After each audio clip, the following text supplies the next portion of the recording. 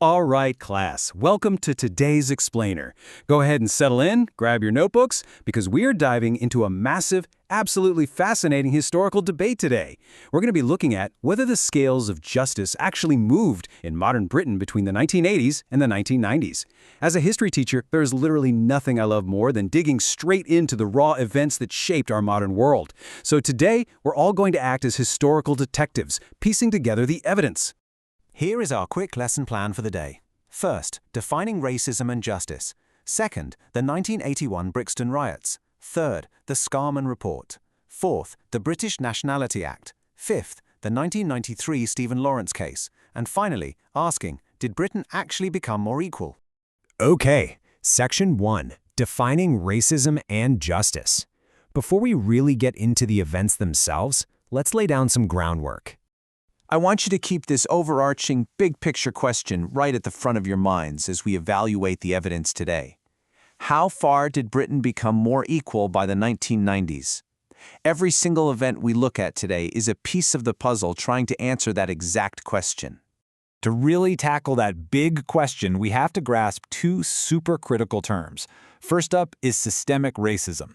This refers to discrimination that is woven into the very foundational rules and policies of a society. It's not just about one person being prejudiced. It's about the legal or structural architecture that disadvantages a specific group by design. Think of it as being baked right into the recipe. Now, institutional racism is a little different.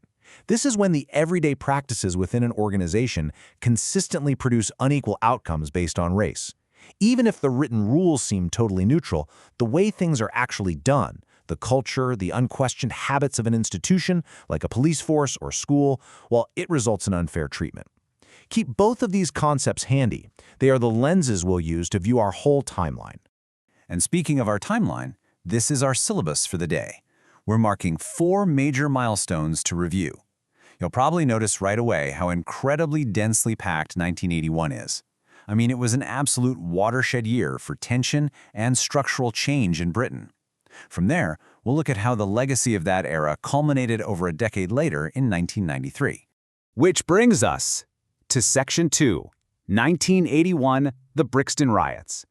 Let's make our first stop in April of that year, during a period of massive social unrest.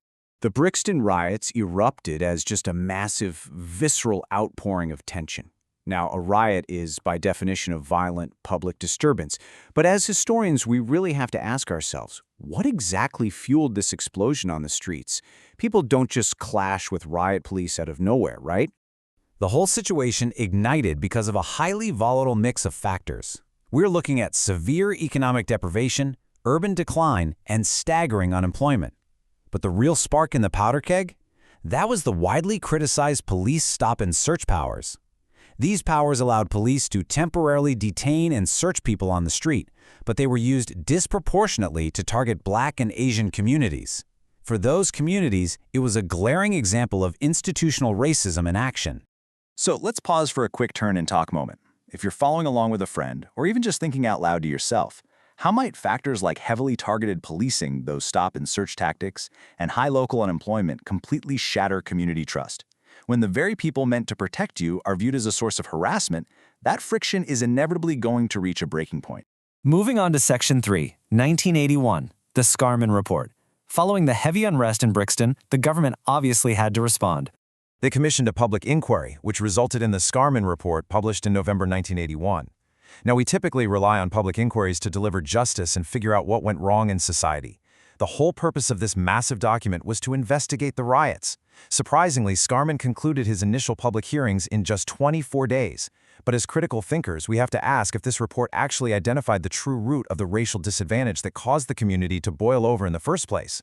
And there's a huge contrast to point out here. The Scarman Report did recognize policing problems, sure, but it pointed the finger at individual officers. You know, the whole bad apples argument. But critics absolutely hammered this. They forcefully argued that the report completely failed to address the systemic reality we defined earlier. It treated the entire issue as individual prejudice, rather than a structural, organizational failure.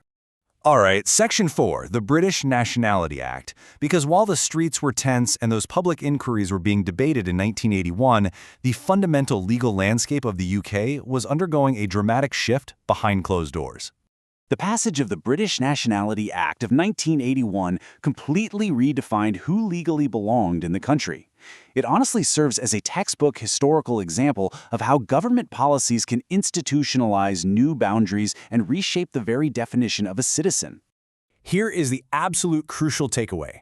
Being born on UK soil no longer guaranteed automatic citizenship. Prior to this, birth in the UK generally meant you were British. Simple as that. But this act changed the rules so that a child was only a citizen if at least one parent was already a British citizen or had settled status. This was a profound, systemic shift in citizenship rights, completely altering the legal landscape for migrant families and their children born in the UK. Let's jump ahead to Section 5, 1993, the Stephen Lawrence case. We are moving to our final timeline stop, a truly tragic, heartbreaking event that would alter national debates on justice for decades. In April 1993, a young man named Stephen Lawrence was murdered in an unprovoked, racially motivated attack. But the tragedy, horribly, didn't end with his death. The initial police investigation was heavily criticized for its massive failures and its completely unacceptable treatment of Stephen's family. The subsequent tireless fight for justice by his parents forced Britain to finally look in the mirror and directly confront the institutional racism within its police force, the exact same institutional racism that the Scarman Report had sidestepped 12 years earlier. Finally, Section 6. Did Britain become more equal? Having walked through this whole history together, it's time to synthesize our evidence.